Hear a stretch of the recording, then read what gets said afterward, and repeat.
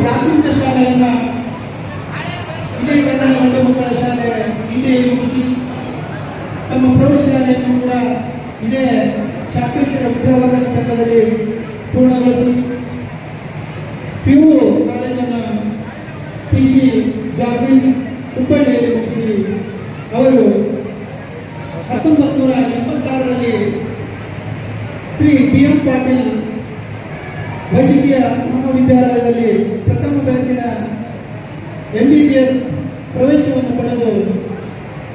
1996ರಲ್ಲಿ ತಮ್ಮ ಒಂದು MBBS ಪದವಿಯನ್ನು ಮುಗಿಸಿಕೊಂಡು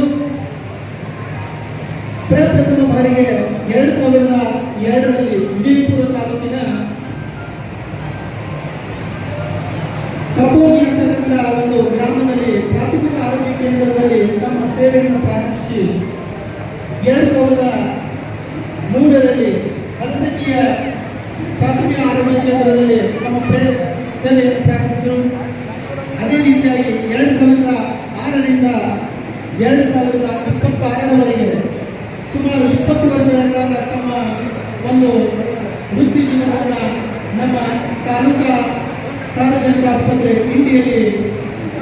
ಸೇವೆ ಸಲ್ಲಿಸಿ ಅದರ ಜೊತೆಗೆ ಅವರು ತಾಲೂಕಾ ಆಡಳಿತ ವೈದ್ಯಾಧಿಕಾರಿಗಳಾಗಿ ಸೇವೆಯನ್ನು ಸಲ್ಲಿಸುವ ಗೌರವ ಅವರಿಗೆ ಸಲ್ಲುತ್ತದೆ. ಅದೇ ರೀತಿಯಾಗಿ ಕೋವಿಡ್ ಅಂತ ಮಹಾಮಾರಿಯ ಸಂದರ್ಭದಲ್ಲಿ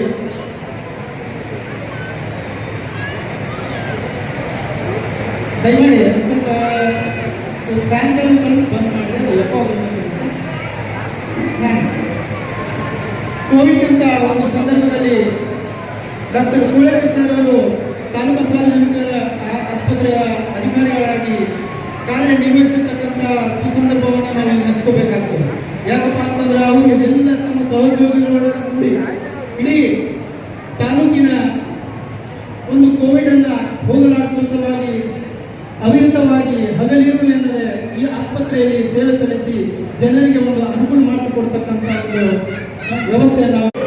ಅಂತ ವೈದ್ಯ ವೃತ್ತಿಯನ್ನ ಇಡೀ ಜೀವನದುದ್ದಕ್ಕೂ ಅತ್ಯಂತ ಹೆಮ್ಮೆಯಿಂದ ಪ್ರೀತಿಯಿಂದ ರೋಗಿಗಳಿಗೆ